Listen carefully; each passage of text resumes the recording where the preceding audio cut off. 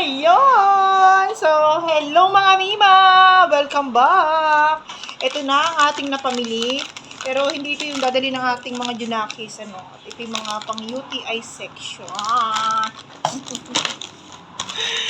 So, ayan. Lumpia. 2 lumpia. Fish dough.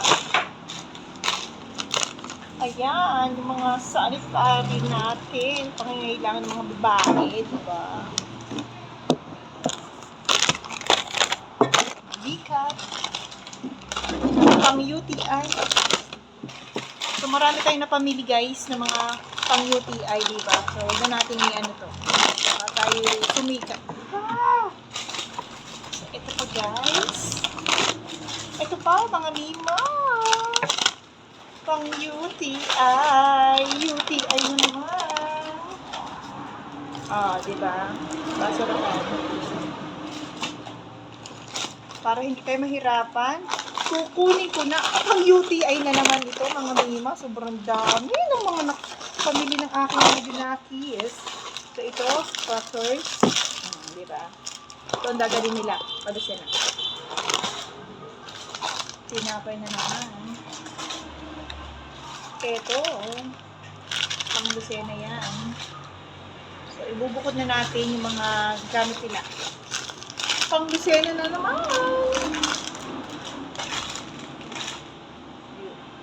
Teka lang ha. At ilalagay ko na muna dito sa ating mga napamili natin sa ating tip. Gagayak dito sa kabilang bag. Okay. And then, some box.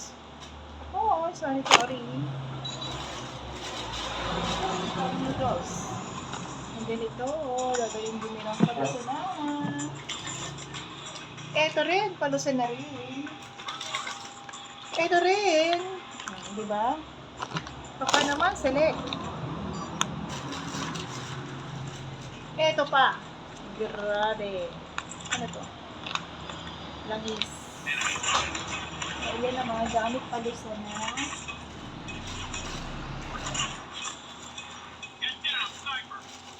Ito pa. Grabe lang. Ako. Pang UTI na naman tayo, guys. Sobrang dami.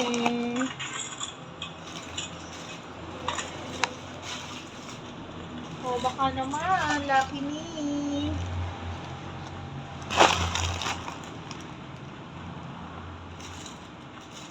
Ano pa ba? Iba-iba naman.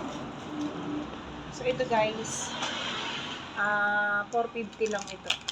So, titikman natin. Dahil meron ako napanood na isang vlogger. Bumili sila nito. Sarap daw.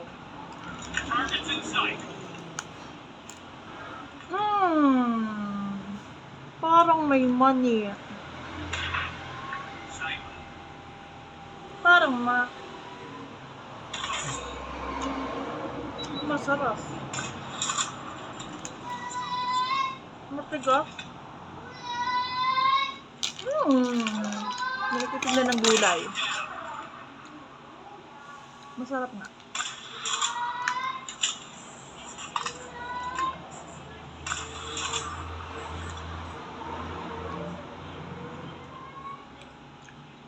Parang parang ice cream, yung cornetto, nasa ilalim niya. Sarap.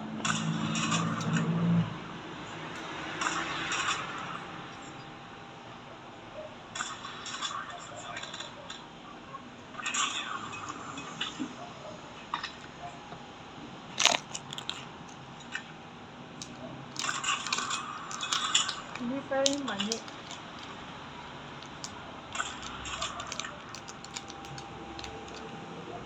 Okay lang ang lasa. Hindi masyado matamis. Ketchup. Sweet chili.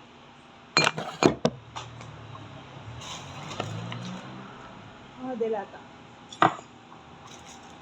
So, huwag na natin sabugin. Maraming dalata ito.